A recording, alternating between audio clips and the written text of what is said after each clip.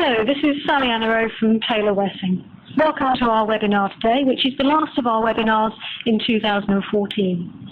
Today's webinar is part of our webinar program where we bring you expertise and views on topical data protection issues.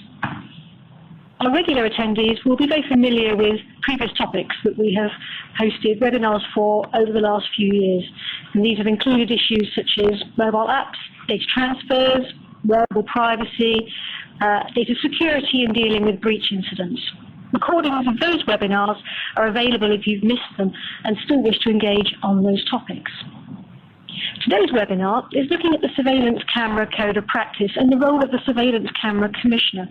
And it's in part a follow-up from the more general webinar that Taylor Wessing delivered earlier this year on CCTV, which at that time looked at the wider regulatory landscape around closed-circuit television cameras. For those of you who are new to Taylor Wessing or to our webinar program, welcome. As you will see from the slide I'm showing you at the moment, Taylor Wessing is a leading international law firm. We've listed more details about the firm on this slide deck for your reference. At Taylor Wessing, we also have a microsite, which is specifically for all things data protection, which is our global data hub. And from this site, you will be able to access recordings of our webinars, along with weekly news updates and a monthly mail shot, and looking at topical issues that raise concerns, issues, or challenges in the data and data protection-related sphere. Today, we are going to be throwing the floor open to a guest speaker, Tony Porter, the Surveillance Camera Commissioner. Tony will be talking about the role of the Surveillance Camera Code. He will be looking at how the 12 guiding principles in the code encourage the people to promote and respect the use of closed-circuit camera systems to ensure that people's rights and privacy are respected. So without further ado, I will pass over to Tony to explain more about the Camera Code of Practice and how to comply with its content. Thank you. Okay, thank you very much, Sally, and good afternoon, everyone. Thanks for joining today's webinar about adopting the Surveillance Camera Code of Practice. I think it's right that before I start, I thank Taylor Wessing for hosting this webinar on my behalf. And I'd also like to thank the Association of University Chief Security Officers for promoting this to their members. This webinar is aimed at people using surveillance cameras in universities and colleges, but I do understand that we've got some people in the audience who are not in that sector.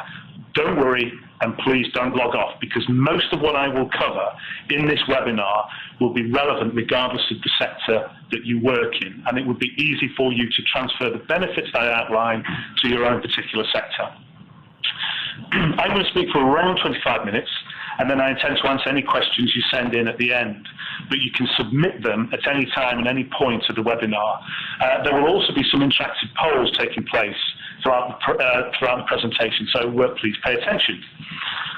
Okay, a little bit about the background and history of CCTV. I thought it would be best to start with this and outline how surveillance cameras came into the UK. The first publicly viewable television service was launched by the BBC in 1936. This was probably the genesis of CCTV. And just over a decade later, in 1947, an innovative Metropolitan Police Superintendent proposed that the force should be able to evaluate the live TV footage of the royal wedding to assist with the deployment of patrol officers.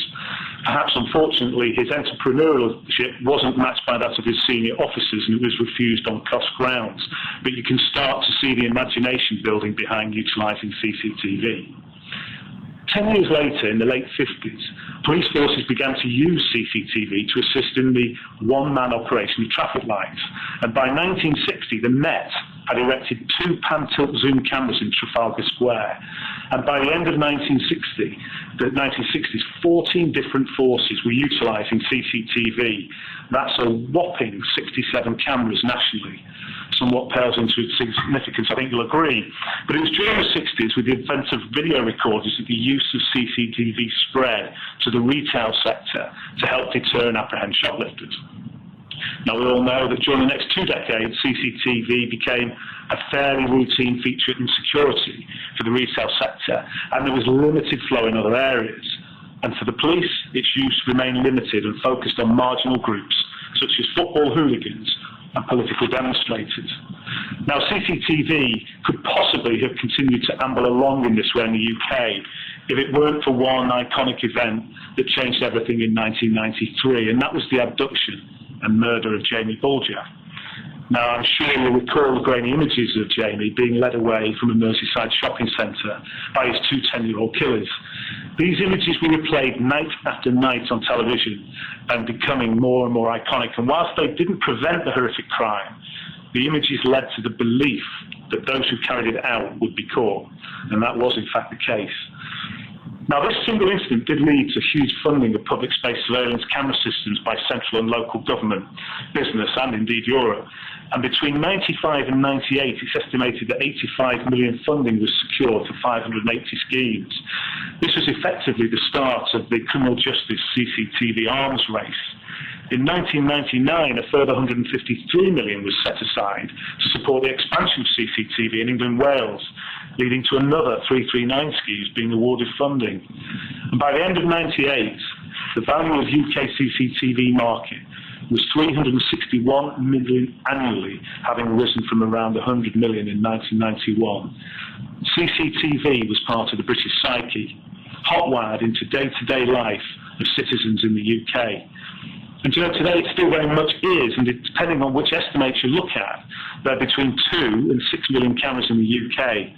And it's said that in any urban area on a busy day, a person could have their image captured by around 300 cameras on 30 different systems. So as you can see, from humble beginnings with limited deployment, the use of CCTV exploded in the 90s and into the 2000s, and much of the rapid expansion was unregulated, or should I say, self-regulated by those in the industry, the likes of CCTV User Group and the PCMA, who did a fantastic job without direction and control from the government. And in 2007, there was a national CCTV strategy which was published, which broadly led to the creation of my role as it is today. So, the coalition came into power in 2010 and announced the Protection and Freedoms Bill. It became an act in 2012 and paved the way for my role. Appointed in March by the Home Secretary, and I am independent from government. Now, I've been in post 8 months, and it has been a challenging 8 months. The role itself was created to ensure that surveillance camera systems are used to support and protect communities, not spy on them. And it was said that it was due to roll back the incursion of the state into the lives of the citizens. Now, to help with this, the Home Office had published the Surveillance Camera Code of Practice in June 2013. You will probably know that it contains 12 guiding principles, which if followed will mean cameras are only ever used proportionately, transparently and effectively. And that is the key. But more of this in a moment. I just want to touch on my background. I started back as a bobber on the beat in Stockport in 1982, finishing my career in the police as Commander, New Scotland Yard, with responsibility for counter-terrorism investigations, actually finishing commanding the 2012 Olympic Games. So the point I'd like to make is that I do have first-hand experience of how technology such as surveillance cameras are used in both the private and public sector, and how images captured by these devices can be used as evidence and lead to prosecutions, and how they do protect communities. So, surveillance in universities and colleges. For many young people going to university or college, it's their first experience of living away from home. For new students, it's probably an exciting and liberating time, free from the shackles of parents and home. I doubt many freshers, however, will give much thought to their safety or who's looking after them. It's not really de rigueur. Do they securely lock their laptops, smartphones and tablets away? Is it up front and foremost in the consciousness? Not really. Are their doors and windows secure? Is the campus safe, and who can you call in an emergency? Now, as I said before, I doubt that these sorts of things are on the minds, or the minds of the many students, until something happens that affects that. However, as a parent of a daughter who's just started university, away from home for the first time, actually in a foreign country, her safety is the forefront of my mind.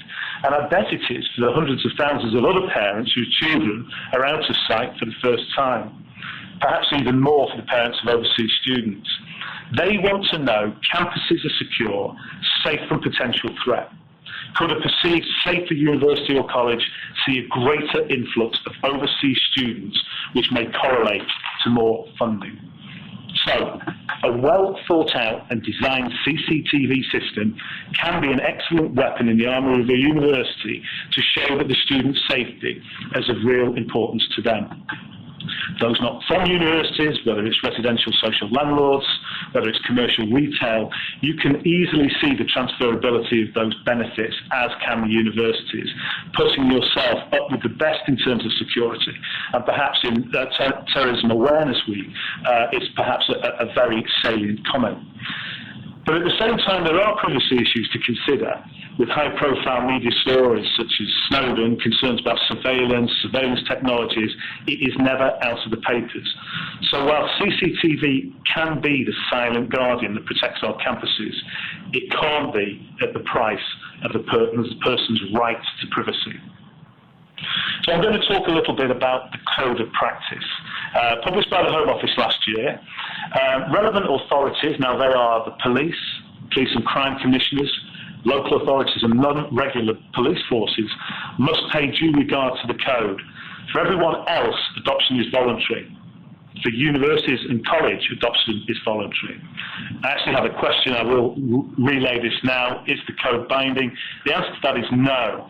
Relevant authorities must have regard to the code, which is not the same as having the duty to comply. So the Code of Practice enables the public and communities to hold users of surveillance camera systems to account, to make sure they're being used for their intended purpose and that they don't impinge on an individual's right to privacy. This can be summed up quite succinctly in the terms surveillance by consent, which is a concept that was familiar to me in the police. It means that public consent to being observed where it is a pressing need and it's in their best interests. But this consent is fragile. It's been described to me almost like a law, a terrorism law, that is like a Ming vase. Well, I view consent as fragile in relation to being so fragile. It needs to be consultation about how and where and why cameras are deployed. You only need to lose public faith once. It can wane very quickly. Your communities begin to think they're being looked at rather than looked after. So what's my role? My role is threefold: to encourage compliance with the code, to review the operation of the code, and advise on any amendments to how the code should develop. And I have a burden of reporting annually to Parliament, where I provide a comprehensive review and assessment of how the code is being applied and utilised, and indeed whether or not any regulatory or legislative changes need to be considered. And as we approach general elections next year, there is an increasing demand for advice and guidance from ministers in that regard. So I'll move on through the codes, which I guess what many of you are thinking, well, what's this all about then? Principles 1 to 4. Now we'll look at the principles in more detail. These first principles are all about the deployment and use of a surveillance camera system. I'm not going to go through them all in minute detail, but I'll give you an overview.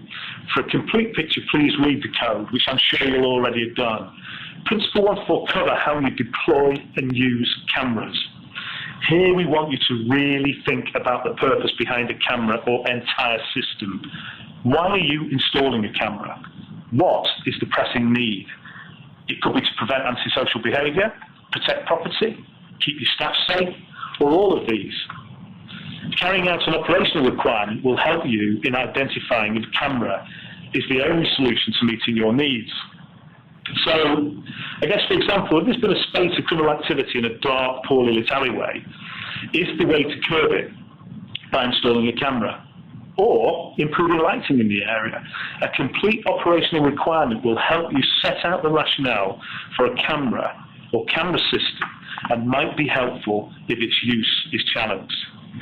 Now, I said earlier, cameras should look after, not look at communities. In consenting to be surveilled, individuals do so with an expectation that their privacy is not being impinged upon. So here's good practice to carry out a privacy impact assessment anytime you install a new camera or move one. This will help you assess if you're inadvertently invading a person's privacy. Let me give you for an example. So when a camera pans, it could pan across, let's say, a window of a student's bedroom. That is a clear intrusion of privacy. A privacy impact assessment will help you find ways to reduce the privacy intrusion to a proportionate level. Signage is also key to a well-run system. The public must be made aware of whenever they're being monitored by a surveillance camera system. The signage must also include a point of contact for a member of the public for raising a query or complaint. Are you confident your systems are well signposted? Where is the signage and is it visible? Do you publish any additional information elsewhere on a website? And finally, on deployment of cameras, it's important to have a strong governance arrangements in place. Who's responsible for the operation and development of the system? Now, for a university, is it the Chief Security Officer? Is your system used for more than one purpose? So it's used for, say, traffic management some of the time, public safety for some of the rest. It's then good practice to have clear lines of responsibility for all of the system functions. If there are two organisations with one system, then a memorandum of understanding highlighting the delineation of that function is absolutely key. So, we move on to our polling question. This is the first stage of the interactive element. We're going to have this is the first of three. This isn't a trick question. Can I assure you that answers are anonymous, so please do answer. You want to get a feel for how many of your organisations would meet Principle 2. The question is, how often do you review your camera system? So please check either A, annually, B, every 2 years, C, more than every 2 years, and then press submit, and we'll discuss the results in a moment. Thank you.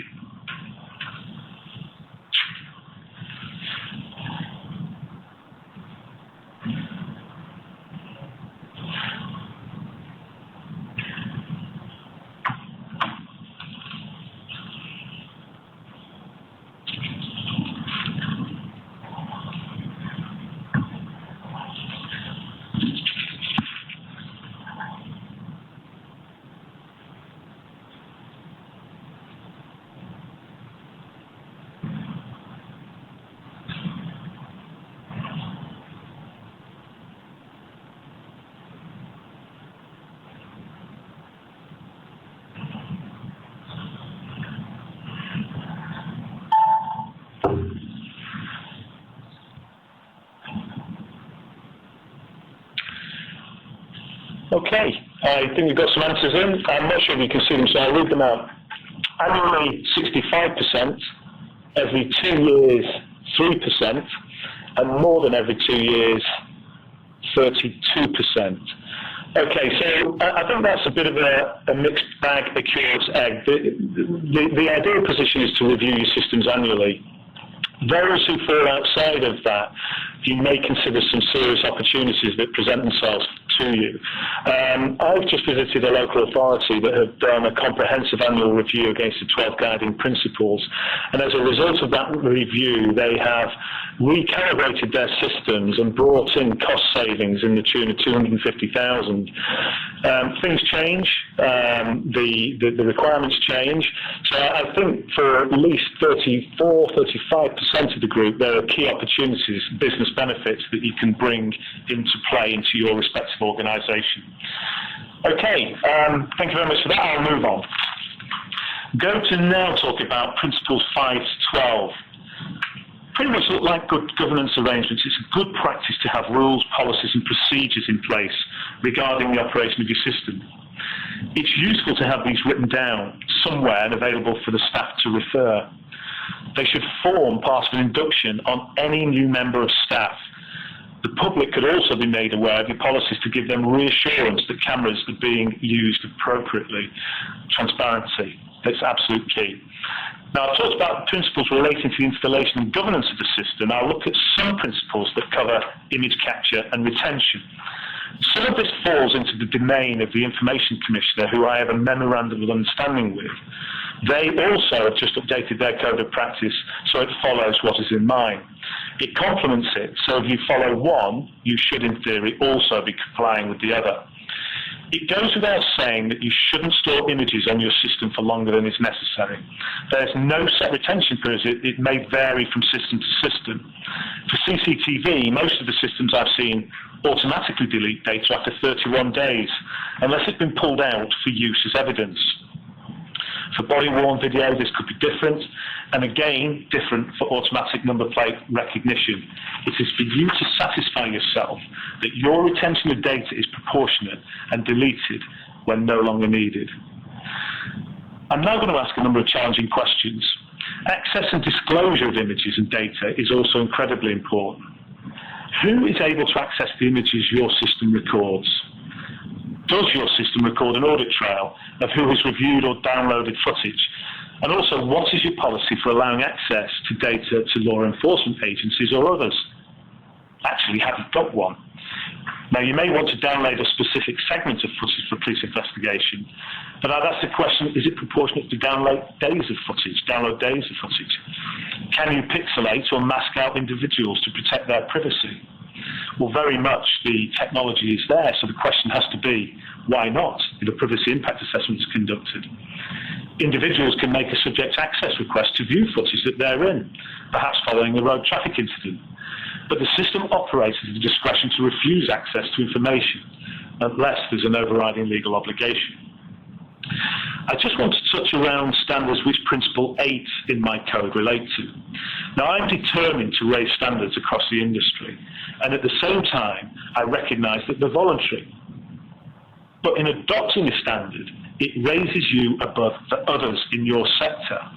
Also, the current standards framework is extremely complex, and I've got to say even mysterious after 8 months in post. I'm just about being able to navigate around it. To that end, then, I have a standards group in place working on simplifying the standard framework to demystify it. This comprises some of the industry specialists and leads across England and Wales.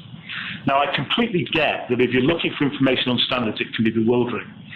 I will be, in due course, setting out a list of relevant standards on my website. Now, security is also of paramount importance. You need a system in place that's secure, so no one can compromise it or the data that's stored. How do you make sure only authorised people can use the system? Is it password protected? Can you see who's accessed the system and when? If you're using wireless networks, what do you have in place to maintain the integrity of the connection to ensure it can't be lost or hacked? And do you evaluate the performance of your system to make sure it's still effective? I've heard stories of a camera put up in winter, but by the summer it's useless as the view's now obscured by a tree. This is not surveillance by consent. Now, systems should be reviewed regularly, as we've seen from the last poll, at least annually. This is to make sure cameras and systems remain necessary and justified, which is a legal requirement. This will ensure that the system is being used for its intended purpose, as well as help you see if you can decommission any cameras or actually need to increase coverage. Does your system support law enforcement and provide data that's of evidential value? And are the police easily able to export data from your system that can be used as evidence in court? And can your system time and date stamp the images that are downloaded? Is the quality good? And it's essential that any digital images that are likely to be shared with law enforcement are in a format that can be exported, stored and analysed without any loss to the forensic integrity. So finally, on the principles, we are seeing technology advance at the speed of light, 0 to 60 in a flash. Facial recognition is now more prevalent, and whilst I expect that probably none of you are yet using this technology, it is around the corner. And it matches images against a reference database looking for matches, used in casinos to identify high-worth customers. I know the FBI are using it, and the UK police force has started to trial it. Europol has started to develop terms of reference for cross-referencing across 190 subscribers to the Europol community. So this is technology that's coming in. So I mention it as these databases must be kept up to date and regularly assessed to ensure the data is fit for purpose. I'm going to give my voice a break for a wee minute and ask you another polling question. So fingers to the button, ladies and gentlemen. This question's on standards. Not a trick question again, so please do answer, and anonymity as ever.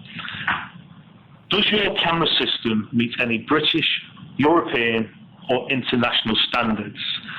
Please select one of the following. Check A for yes, check B for no, and check C for don't know. And please remember to press submit.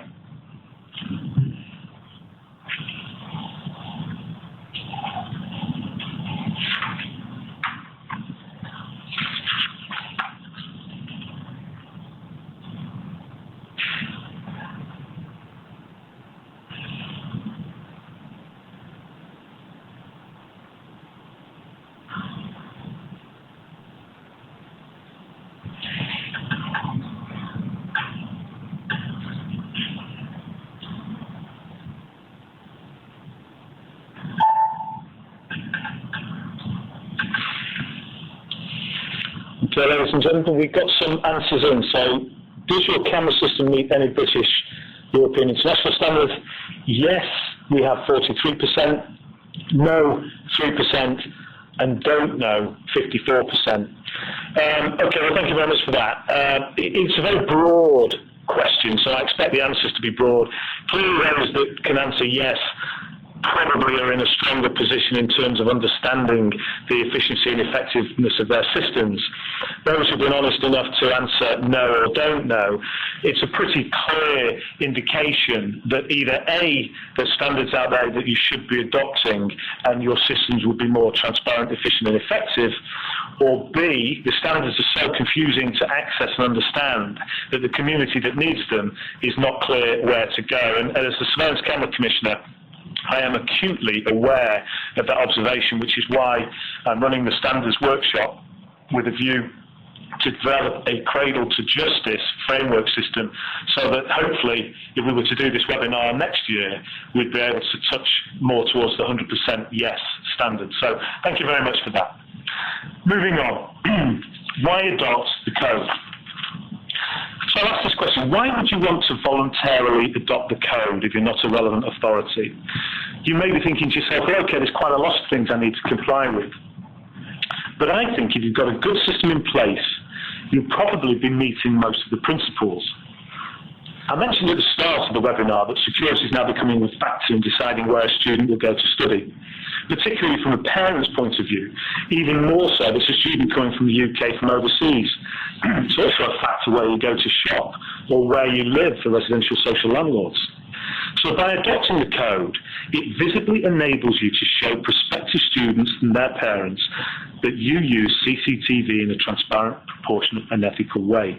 It shows that you're serious about security in your campus, whilst also factoring in students' right to privacy and their human rights.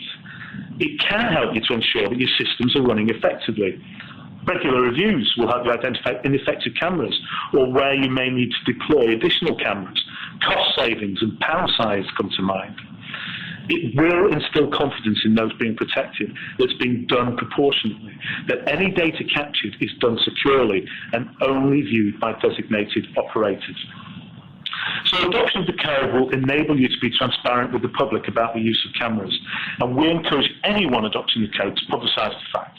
I mentioned standards, and if you're meeting any standards such as British Standard 7958, Management of CCT Operations Room, put this information on your website. Your system may be certified by the NSI or SSIAB. Again, this is something you should not hide away. Tell people. And I want to talk about self-assessment, and I guess this is part of the payload for me of this webinar. I fully appreciate that adoption of the code is something that you will have to think about, and each of you will have different reasons for adoption. Each of you may also not currently know where you are in terms of meeting the principles in the code. To help organisations see where they are in relation to compliance, we've launched an easy-to-use self-assessment tool. It's an interactive PDF document and can be downloaded from my site on the gov.uk. It can be saved and completed.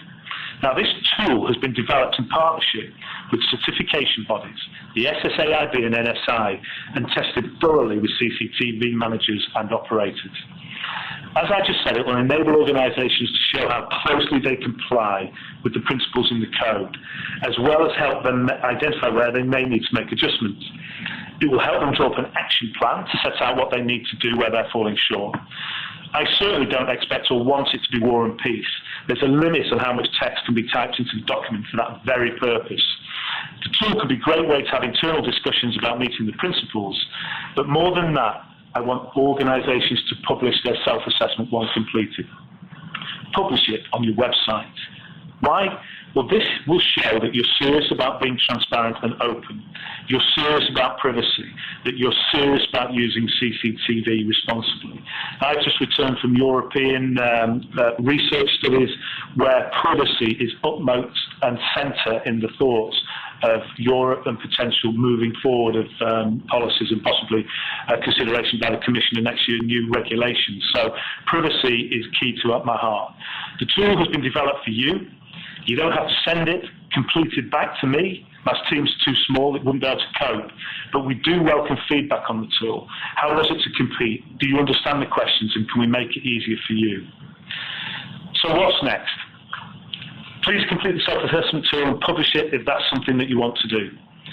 Start to look at our code and see where you can incorporate parts into your own policies and codes where it's appropriate. And if you're complying with the code, do you know what? Publicise it. We're keen to carry out case studies with organisations who are adopting the code. So if you are one, get in touch with us. I'd like to adopt a case study, perhaps put on my website, and start to raise the standards of this industry across the piece. Okay, the third and final polling question. Ladies and gentlemen, fingers at the ready. The usual rules apply, anonymity. The question is, do you think your institution is fully compliant with the code? Please select one of the following and click on submit. Check A for yes, B for partially, and C for no.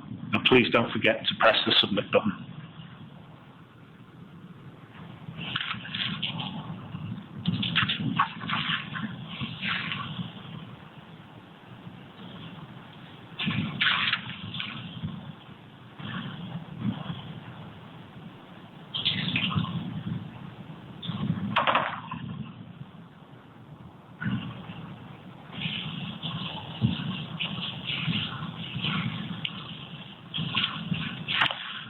Okay, the answers are in.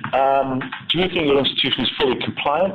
Yes, 31%, partially 54%, and no, 11%. But I have to say, given that most of the attendees are from non-relevant authorities, I find that particularly reassuring. What I'd also like to say is that as a direction of travel, I aim to use 7958 and the self-assessment tool as a vehicle for organisations to acquire the Surveillance Camera Commissioner's count mark. Those who are hitting 31 and 54% may find themselves either in the position or not too very far of being able to successfully apply for it.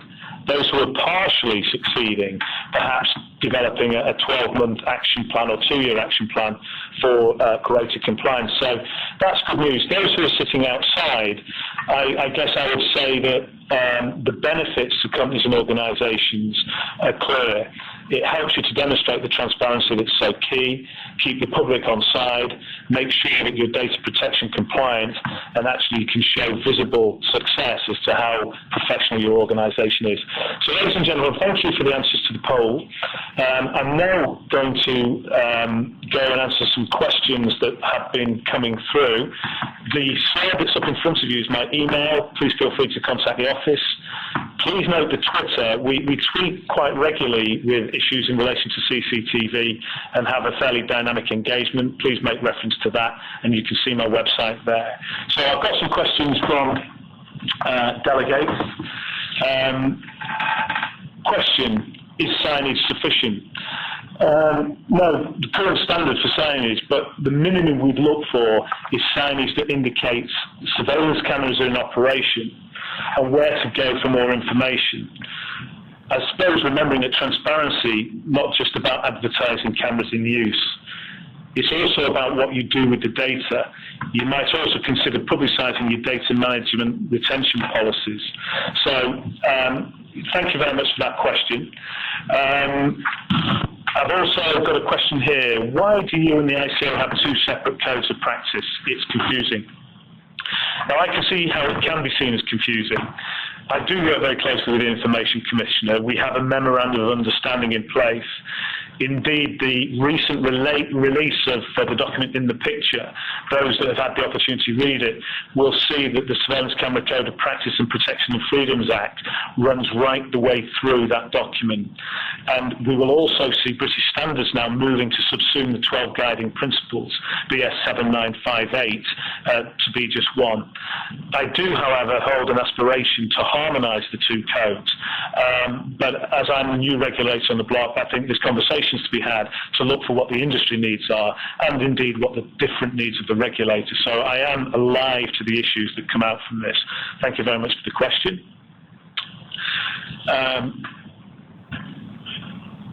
Thank you for answering my question in the webinar. Sorry about that. What are the rules around sharing videos of theft damage with the individuals or the police? Well, as I said earlier, if you have a policy around engagement with law enforcement, then provided it's for something that is deemed to be relevant under the Data Protection Act, and if there's a theft or a damage, then that would certainly seem to fall within that, then there is no issues in relation to showing that to the police. Most of these issues are fairly well thought through, and most, certainly public space CCTV rooms have very clear policies on that. I'm not sure which organisation you're from, so I can't go into the fine-grained detail, but under the Data Protection Act you are enabled to do that.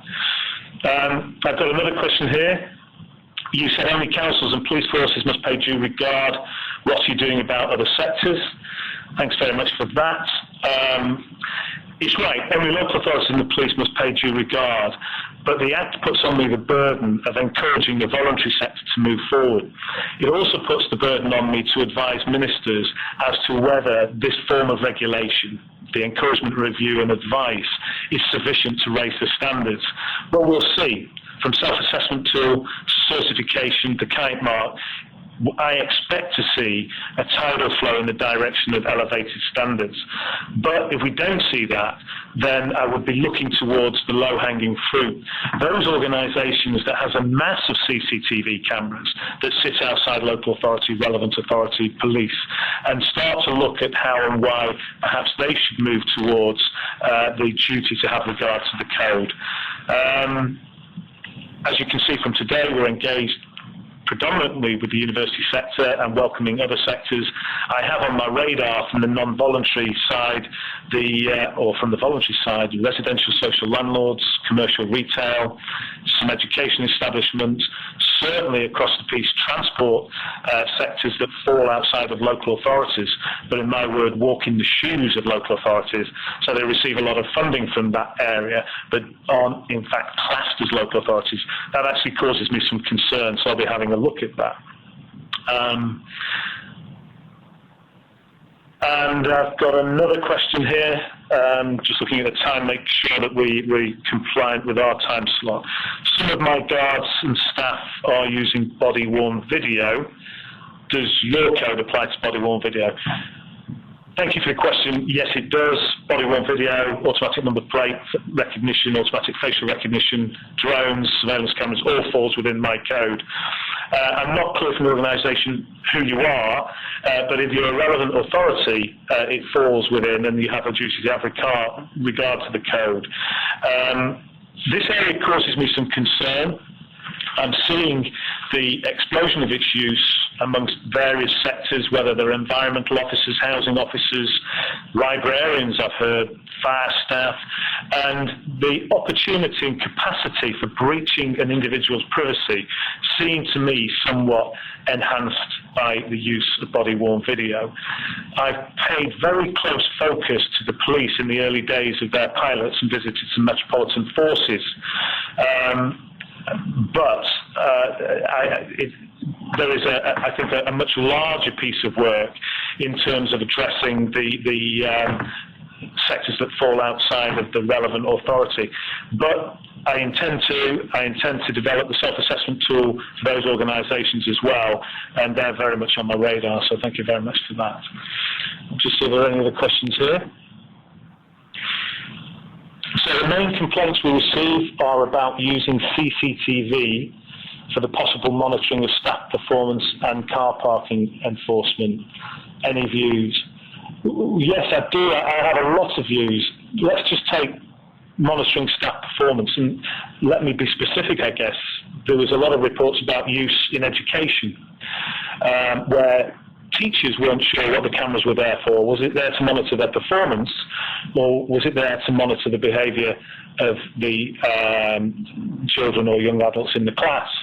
My concern is this: if the process, such as within the 12 guiding principles, hasn't been followed, or had been followed rather, you wouldn't end up in this position, because the person that operated the systems would have defined the pressing and legitimate aim. That person would have been transparent about why those cameras were in place. There would have been consultation with the teachers and the staff and the parents and the board of governors.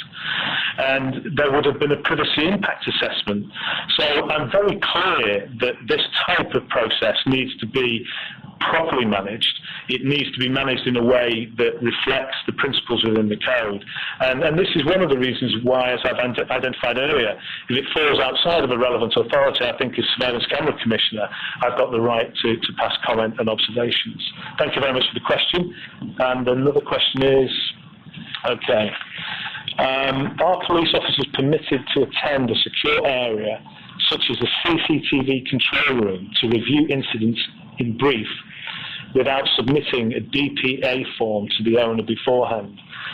What I would say is the police aren't allowed to go anywhere unless they've been invited onto the premises by the person who's got the lawful right to either invite them on or otherwise. And I think that is the starting point. I think the next point is there are a myriad of reasons why the police might want to enter the room. It could be to view on behalf of the RIPA application, which for those who aren't aware is a covert directed surveillance. Then there would have been some prior discussion leading into that, so that question might well be redundant. But if it goes into review instance without submitting a DPA, I think if there's an MOU in place and there are reasons that are germane and it's actually written down within the reasons the CCTV system has been put in place, I don't think they do have to submit a DPA. Because one imagines that you're talking about a public space CCTV room here. That question and answer could go in a number of directions, but I think they've hit the two core areas there. Is that it? Okay. Well, thank you very much. There's some really interesting questions there. I hope to those who have asked them, you feel that you've got a full enough question. I'd like to hand back to Sally. And Sally, thank you again for giving us your platform to have this opportunity. Thanks, Tony. It was really helpful to get that explanation about the role of the Surveillance Camera Code of Practice and the practical measures that organisations should take to ensure the use of their surveillance systems are both proportionate and transparent. It was particularly helpful to understand how the code is interfacing with other regulatory guidance in this area, such as the Information Commissioner's Code of Practice. And I was also quite interested to learn how annual reviews of organisations' CCTV systems can actually generate both commercial benefits as well as compliance benefits. So that was quite interesting take-home point. Before we draw today's webinar to a close, I just wanted to flag up the date of our next webinar, which will be in the new year on the 20th of January 2015, and it will be on the topic of managing cyber security risks. So that's the 20th of January 2015, managing cyber security risks. With that, I'd like to thank you for joining us today. We hope you have a very relaxing festive break, and we look forward to you joining us in the new year. Thank you.